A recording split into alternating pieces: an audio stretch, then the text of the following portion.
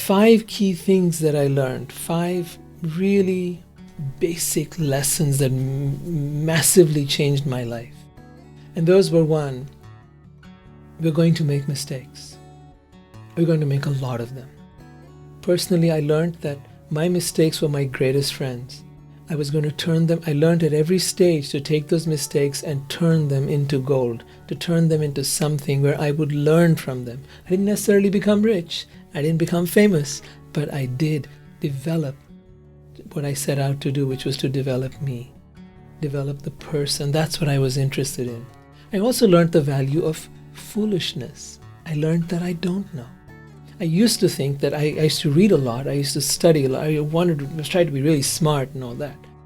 But over the years, I learned something that I heard once first from Socrates, which was: to know that you do not know is the greatest step to knowledge. I learned that by keeping my mind empty, by being a blank canvas, by knowing that I do not know, I began to learn more than I ever had from any book or anything. I began to learn from everyone. I began to listen to my heart. I began to hear inspiration and wisdom from everywhere. The most ordinary people, from a child. I also learned some other things. I learned that I'm flawed, imperfect. All of us are. Many people used to come to me in the course of my practice, and when we boiled it all down to what their main issues were, it was always about, I'm not good enough, something is wrong with me. And I realized this is our condition, all of us. We're all flawed, and yet we seek perfection. The perfection we seek, as we'll talk about later, is within us. That's our soul. It's not outside. We cannot become it. I learned that the perfection already exists. We're seeking for it everywhere, like someone who's lost their keys and is looking for them all over the house. But that perfection is here inside us, and we are, as human beings, flawed and imperfect. And that flawed part will never become perfect, and the perfect part will never become flawed. So that required acceptance of the human part, learning how to really love myself and know what that deep, true soul love, self-love is, and we'll talk about that as well. And then, of course, coming to the question of relationships. We'll be discussing all of these things, what real relationships are. And what I learned in writing my book, Loving Soulfully, is that the mind doesn't know how to love. It is the soul that knows how to love. And we're going to learn how to access that. That's the whole point of the program. So, as a monk, I had been trying to meditate. I really tried hard. I tried for almost 10 years, but I failed. We would get up at 3 a.m. in the morning, meditate, pray, fast, serve. But for 10 years, my mind never became quiet. I can't say it would in fact race even faster than ever before. And I don't know if you struggled with this, but to me it was a nightmare. I finally gave up on meditation. Even though I got married, I'd been doing it it just wasn't working. And one day this happened when I was driving late at night, and given up on meditation, and it suddenly happened. While I was driving, my mind stopped.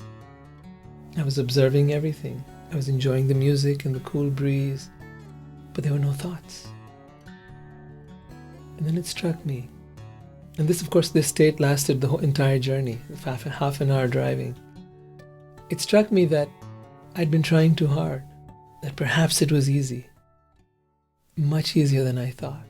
That perhaps instead of it being a mountain to climb, like, this hard work, like our mind tells us, maybe it was something I could just slip into.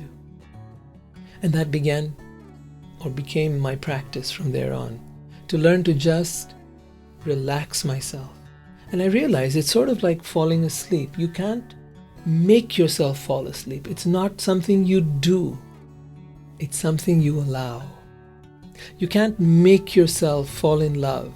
It's something that happens.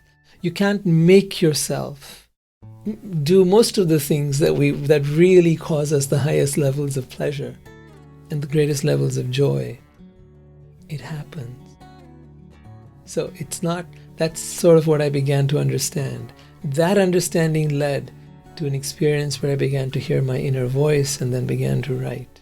So it was phenomenal what occurred. I learned that through breathing I could was all my senses. I could be in my body. The breath would take me into my body, into my senses. And by being fully present, I didn't know about presence. I didn't know about mindfulness. I didn't know about any of these things. I was just experimenting with myself. But in those experimentation, I became aware of a part of me that we call the soul, I guess, that felt naturally peaceful for no reason at all. I became acquainted with its energy, its sweet, kind, loving energy. It felt intoxicating. Like an addict, I kept coming back for more and more. People get addicted to money and fame and substances, but I was addicted, intoxicated, and in love with my soul. So my journey through all of this is going to be, as I share my experience, I do that to tell you that this is possible.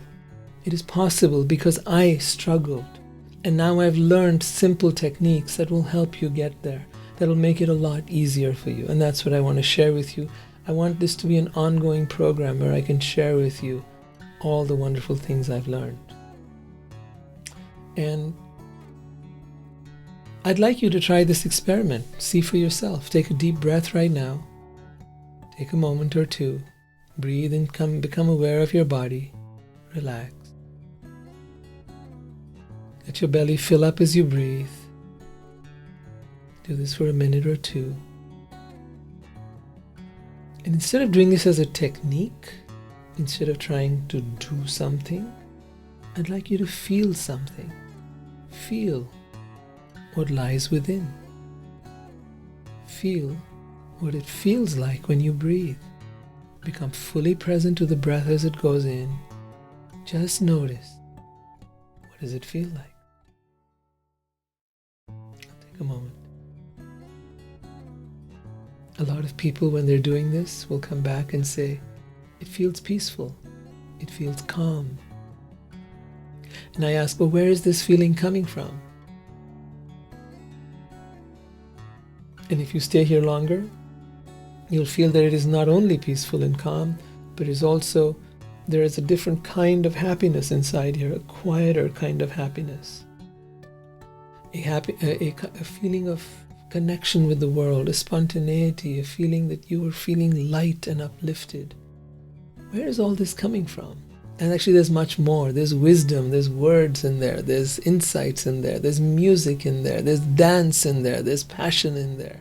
There's a whole inner world of expression that sometimes artists and musicians and writers, meditators, all kinds of people have discovered that inner world. But learning how to tap it easily and learning how to use that energy to become a more powerful, dynamic human being, that's what we're going to set out to do.